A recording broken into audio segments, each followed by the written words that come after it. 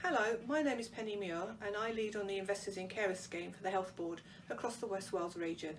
So if you work in any health situation, it could be a ward, it could be a team, social services or any areas across health and social care, and you want to try and help identify and support unpaid carers, this scheme might be something for you.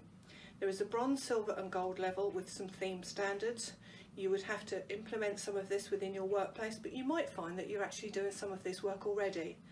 It actually might be a good thing for your own reward and recognition of some of your hard work, plus obviously identifying and supporting carers to continue with that caring role.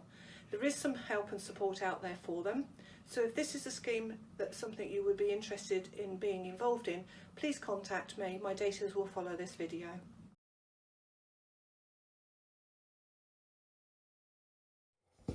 Hi, my name is Karen and I work for Hafal Cross Roads and I'm the Carers Officer for Wythnos General Hospital and other community health locations in Pembrokeshire.